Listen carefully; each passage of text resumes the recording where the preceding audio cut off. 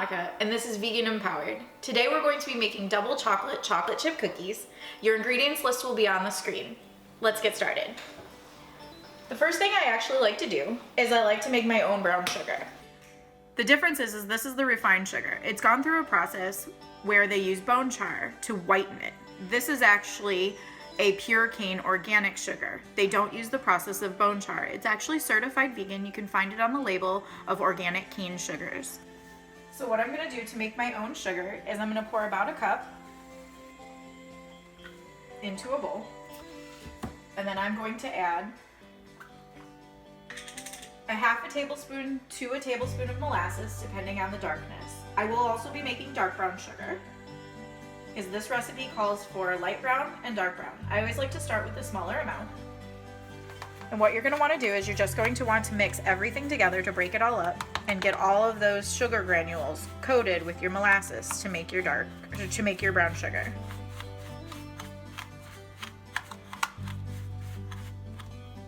All right, there's the light brown sugar.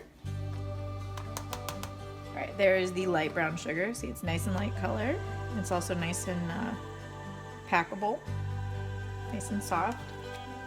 This will actually keep in your cupboard covered for about a month.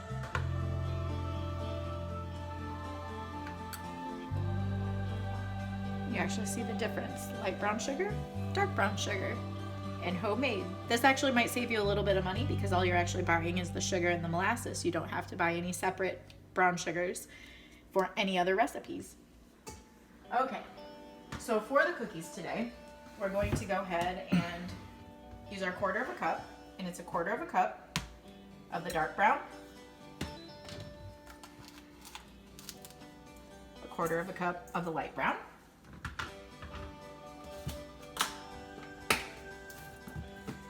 and a 1/4 cup of our regular pure cane sugar. Got a clumpy dish.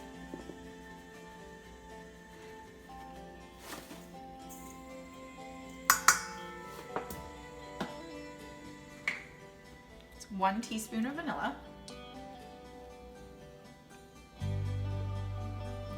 It's going to be 1 flax egg. To get our flax egg, you use 1 tablespoon of ground flax meal and 2 tablespoons of water.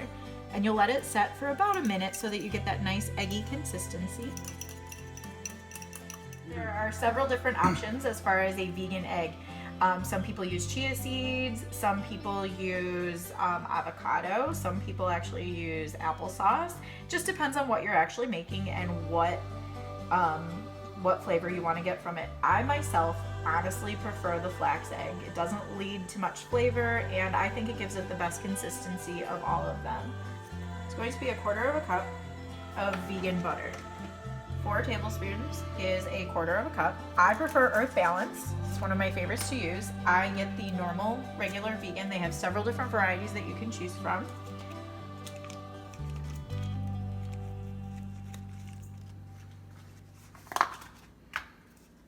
And then it's a 1/4 cup of vegan shortening. Now, this is my preferred brand, is the Nutiva. However, there are shortenings out there that are actually accidentally vegan. Accidentally vegan is an item that is made vegan, but not intentionally vegan. Crisco all vegetable shortening is actually a brand of shortening that is accidentally vegan. Just be sure to read your labels. If you have any questions about baking or items that you don't know for certain are vegan or not, you actually can go to the PETA website. They have a whole list of foods that are accidentally vegan, and they have a whole list of foods that are meant for baking that are accidentally vegan or completely vegan. We're going to turn it on the stir setting, and we're going to let that fluff up. In a double boiler, I have 2 ounces of Enjoy Life Foods chocolate chunks and a vegan coffee creamer. You can use whatever brand you prefer. My preferred brand is Califfa Farms. We're going to heat that up and get it nice and melted and bring it all together.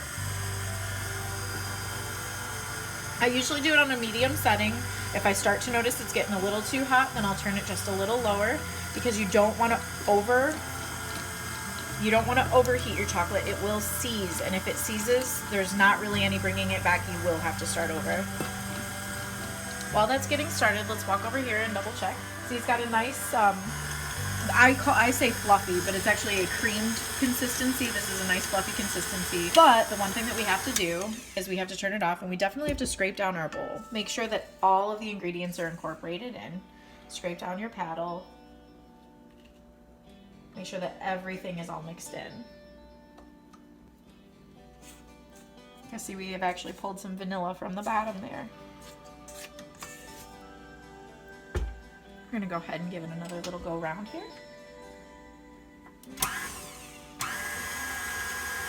It's starting to melt.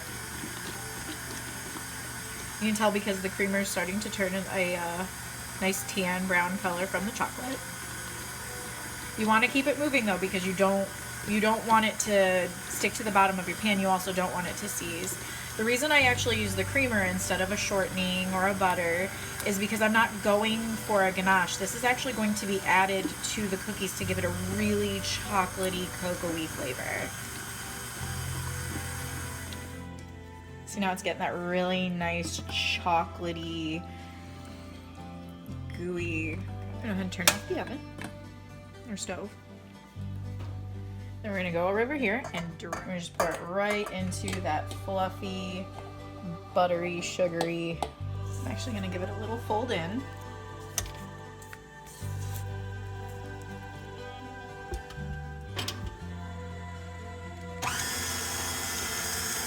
You're gonna wanna give it about a minute to kind of incorporate all that chocolate in there and everything, and then we're going to turn it off and scrape down the bowl.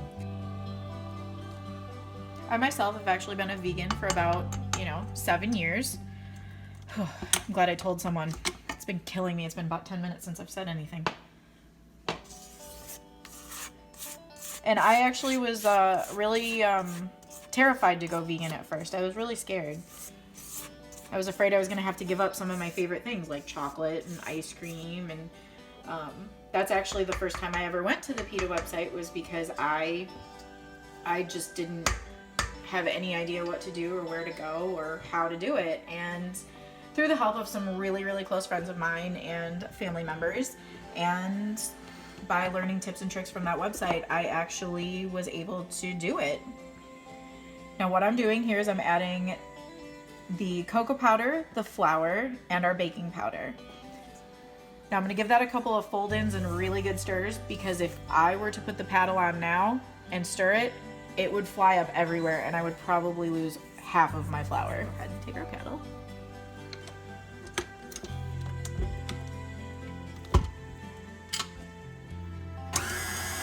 We're gonna go ahead and we are done with that part today. I'm gonna add, I tend to not measure out my chocolate chips because I really like chocolate chips and chocolate in general. So it's usually about 1.25 cups, but I mean,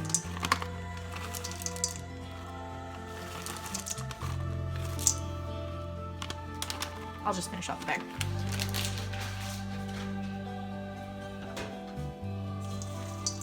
You're gonna fold those in, make sure they get really well incorporated into the batter. Now, this actually has to go into the refrigerator for 30 to 45 minutes. While this was chilling out, I preheated my oven to 375 and I greased my cookie sheets.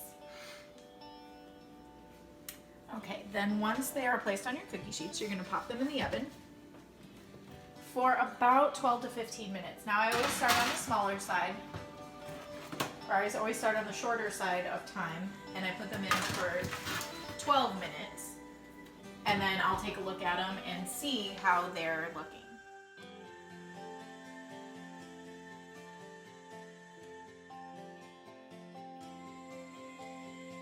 So now we're gonna set a timer to let them cool on the cookie sheet.